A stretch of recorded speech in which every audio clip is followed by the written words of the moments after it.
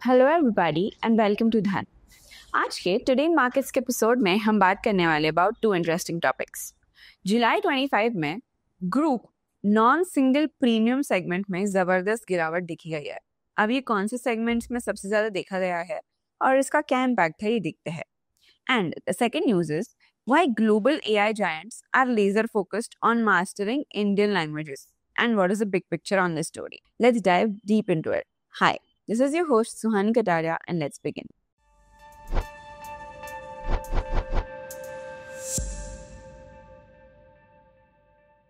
सबसे बड़ा प्रॉब्लम है ग्रुप नॉन सिंगल प्रीमियम का गिरना। जुलाई 25 में group non single premium segment में जबरदस्त गिरावट देखी गई है। ये सेगमेंट मेनली कॉर्पोरेट क्लाइंट्स का होता है जो अपने एम्प्लॉयज के लिए लाइफ इंश्योरेंस का रेगुलर एनुअल या पीरियोडिक प्रीमियम देते हैं। अगर नंबर्स की बात करते हैं तो प्रीमियम गिर के 366.33 करोड़ हो गया है, जो लास्ट ईयर के कंपैरिजन में 741 करोड़ था। मतलब ऑलमोस्ट 50% गिर चुका है। ये कंटिन्यूअस दूसरा साल है जिसमें इतना बड़ा डिक्लाइन देखा गया है। इसका मतलब है कि कॉर्पोरेट रेन्यूअल मार्केट में प्रेशर है। या तो कंपनीज रेन्यू नहीं कर रही है, या सिंगल प्रीमियम प्लान्स कोई ले नहीं रहा है, या फिर एम्प्लॉयज बेनिफिट्स में कॉस्ट कटिंग हो रही है। अब LIC का सिचुएशन देखते हैं जो एक मिक्स पिक्चर दिखाता है। अब LIC का ग्रुप नॉन सिंगल प्रीमियम भी 53% गिर चुका है और बाकी सेगमेंट्स में LIC ने स्ट्रॉन्ग ग्रोथ दिखाई है, जो individual single premium, group single premium और ईयरली रेन्युएबल ग्रुप प्रीमियम्स सब में अच्छा जंप दिखाया गया है। इसका मतलब है कि LIC अपनी ग्रोथ को दूसरे सेगमेंट से बैलेंस कर रहा है, लेकिन कॉर्पोरेट रिकरिंग प्रीमियम स्पेस में चैलेंज अभी भी है। अब बात करते हैं बाकी इंडस्ट्री के हालत की। ग्रुप नॉन सिंगल प्रीमियम्स गिरने के बावजूद जुलाई 25 में बाकी लाइफ इंश्योरेंस मार्केट में काफी अच्छा परफॉर्म किया है। जो न्यू बिजनेस प्रीमियम होता है वो अराउंड 38.958 करोड़ का है, which is a 22.4% jump year on year. Growth LIC और प्राइवेट दोनों को मिलकर ड्राइव किया है। अगर इंडिविजुअल बिजनेस की बात करें तो the single premium has risen by 19.4 crore. Regular pay non-single premium has risen by 9.6%. Group single premium has risen by 29.5%. Group yearly renewable premium has been up by almost 70%.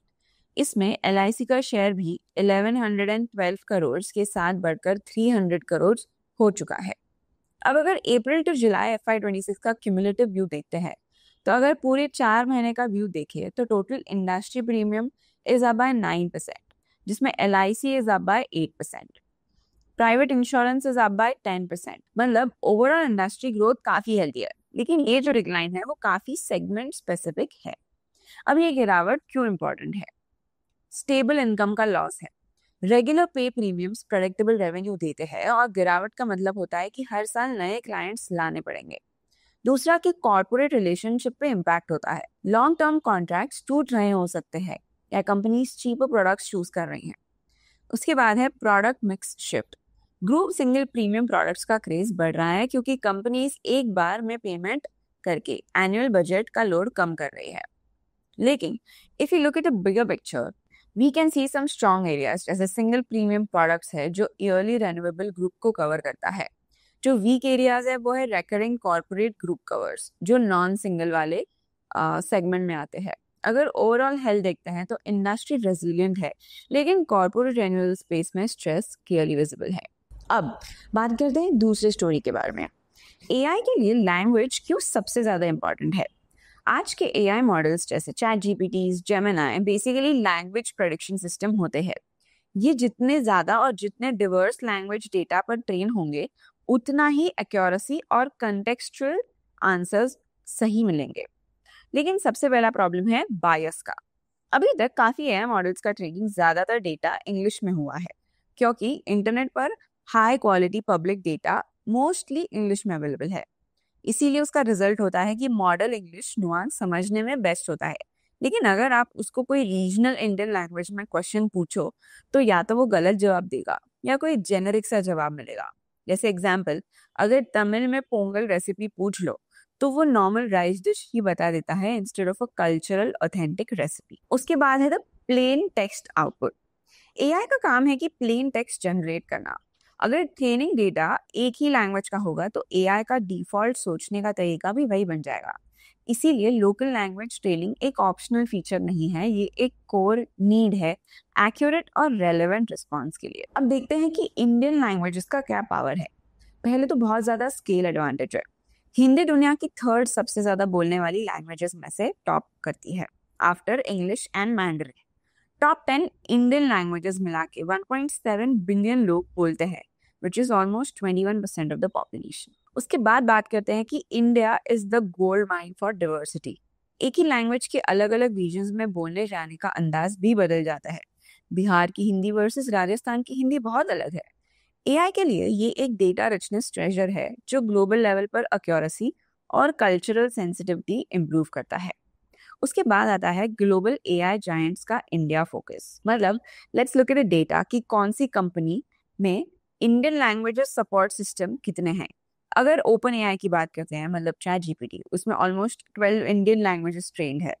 अगर Gemini जो Google का product है उसकी बात करते हैं तो 9 Indian languages में ट्रेंड है। अगर मेटा की बात करें तो वो अप्रोक्सीमेटली 8 इंडियन लैंग्वेजेस में ट्रेंड है। और क्लॉड जो एक एंथ्रोपिक का प्रोडक्ट है उसे सिर्फ हिंदी और बंगाली ही आती है। And if you look eight perplexity, उसमें सिर्फ हिंदी का ही इनपुट और आउटपुट हो सकता है।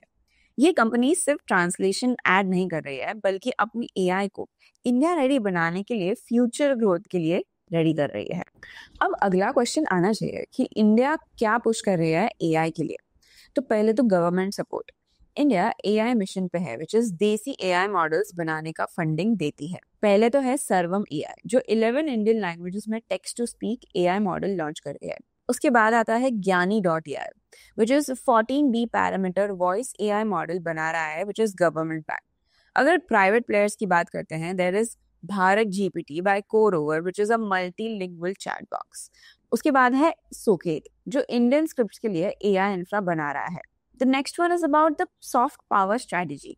जैसे इंडिया ने यूपीआई को ग्लोबल बेंचमार्क बनाया, वैसे ही Indian languages AI model global south countries के लिए टेम्पलेट बना रही है। ये इंडिया का एक टेक डिप्लोमेसी टूल बनेगा। अगर बिजनेस पोटेंशियल की बात करते हैं तो पहले मोनेटाइजेशन क्यों मुश्किल थी। इंडियन मार्केट्स का ARPU which is average revenue पर यूजर लो था, यूजर बिहेवियर डिवर्स था और हर सेगमेंट का प्रेफरेंस अलग था। लेकिन इन सब के बावजूद भी एआई क्यों बन रहा है गेम चेंजर। एआई टूल्स का एंटरप्राइज अडॉप्शन फास्ट हो सकता है for banks, agriculture, health care, government, सब यूज कर सकते हैं। लोकल लैंग्वेज सपोर्ट का मतलब है कि जो इंग्लिश कंफर्टेबल नहीं है वो भी एआई अडॉप्ट करेंगे। लॉन्ग टर्म में इंडिया एआई फर्म्स का सेकंड बिगेस्ट मार्केट बन सकता है यूएस के बाद। ना इसके बड़े पिक्चर के बारे में बात करते हैं। अब लैंग्वेज होता है एक डेटा पाइपलाइन। अगर एआई को इंडिया समझना है तो इंडियन लैंग्वेजेस मास्टरी मैंडेटरी है। इंडिया में ट्रेन हुआ एआई अफ्रीका, ऐसी एशिया जैसे मल्टीलिंगुअल मार्केट्स में भी काम आता है। इंडिया की एआई जर्नी लोकल नहीं है, ग्लोबल पोजीशनिंग का पार्ट है और यहाँ का लिंग्विस्टिक डाइवर्सिटी एआई के लिए एक सुपर पावर बन सकता है। अब चलते हैं न्यूज फ्लैश सेक्शन की ओर, जो आपको स्कैनेक्स के न्यूज टैब के अंदर न्यूज फ्लैश सेक्शन मिलेगा। जैसे हम देख सकते हैं कि Shreeji Translogistics reports strong quarter one results with 56% jump in profit after tax. They have reported a consolidated revenue of 5,705 lakhs for the quarter ended June 30, representing an 8% year-on-year increase despite a 2% quarter-on-quarter decline. The company's profit after tax surged 56% year-on-year to 437 lakhs, while profit before tax reached 589 lakhs, which is up by 56% from the same period last year. उसके बाद हम देख सकते हैं that the iPhone 17 series may see a $50 to $100 price increase due to tariff concerns. Analyst predicts that the iPhone 17 series could be priced $50 to $100 higher than iPhone 16 models in the US. Jeff Pu from GF Securities links potential price increase to possible US tariffs on import from manufacturing countries like India and China. तो ऐसे ही quick news के update के लिए आप हमारा जो product है news flash उसे और ज्यादा एक्सप्लोर कर सकते हो। अब चलते हैं इनसाइट्स टैब पे और देखते हैं आज का heat map, where we can see everything is green because हमने एक बाउंस बैक देखा आज मार्केट में एंड इसके बारे में हम आगे बात करेंगे। But let's look at the top gainers and losers for today, which is आज का सबसे बड़ा टॉप गेनर है Tata Motors, which is up by 3.16%। उसके बाद Grasim industries is up by 2.5%, eternal is up by 2.82%, UltraTech cement is up by 2.04%, Adani enterprises is actually the toppest gainer, which is up by 4.83%. SBI is up by 2.38% due to the stellar results that it has given. उसके बाद L&T is up by 1.69%. Geo Finance is up by 2.6%. Trend is up by 2.38%. So these have been the top gainers for today. Top losers में आज एक ही है, which is Hero MotoCorp, which is down by 0.82%. अब जाते हैं FI/DI data पे. As of 8th August 2025, FI ने पहली बार बाइंग की है after almost 20 to 30 days, which is of 1,932 crores, whereas DI ने भी बाइंग की है of 7,723 crores. उसके बाद अगर MTF insights पे आते हैं, as of June 7th, 2025, the industry MTF book stands at 91,241, जिसमें 5,064 करोड़ positions add हुए हैं, 5,417 करोड़ positions liquidate हुए. So the net book liquidation is of 352 crores. उसके बाद चलते हैं आज के टॉप डिलीवरीज पे. तो the top 5 deliveries are ICICI Bank, Dr. Reddy's Laboratory, HCL Tech, Infosys and Kotak Bank, which range from 80% to 72%. उसके बाद धन के होम पेज पे we can see a key indices and commodities वाला section. तो as of 12th August 2025, Sensex का weekly expiry है. अब चलते हैं धन चार्ट्स पे एंड एनालाइज करते हैं निफ्टी 50 फॉर टुडे, जहाँ पे हम देख सकते हैं कि एक बहुत बड़ा ग्रीन कैंडल बना है. और अगर हम वो पैटर्न को स्टडी करते हैं, तो अगर हम लोग 8 अगस्त का कैंडल देखते हैं और आज का कैंडल देखते हैं, तो हम देख सकते हैं कि एक बुलिश एनगल्फिंग पैटर्न हमें दिख रहा है, जहाँ पे एक बहुत बड़े ग्रीन कैंडल ने जो प्रीवियस रेड कैंडल था उसे पूरा वो उसे खा चुका है. दैट इज वाई उसे बुलिश एनगल्फिंग कहते हैं. बट अभी भी निफ्टी उसके 50 MA और 20 MA के नीचे है और उसका RSI है around 42. Nifty is 221 points up today. Nifty open around 24,371. Nifty made a high of 24,600, made a low of 24,347 and closed around 24,585. अगर सेंसेक्स की बात करते हैं तो सेंसेक्स भी आज 746 पॉइंट से ऊपर है.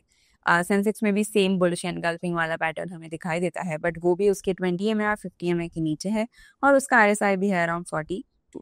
Sensex open around 79,885, made a high of 80,636, made a low of 79,772 and closed around 80,604. अगर इंडाइसेस में बात करते हैं टॉप गेनर्स और लूजर्स की, तो आज सारे इंडाइसेस टॉप गेनर्स है, जिसमें सबसे बड़ा टॉप गेनर है Nifty PSU banks, which is up by 2.2%, Nifty realty is up by 1.86% and Nifty next 50 is up by 1.17%. That's it for today. I'll see you tomorrow.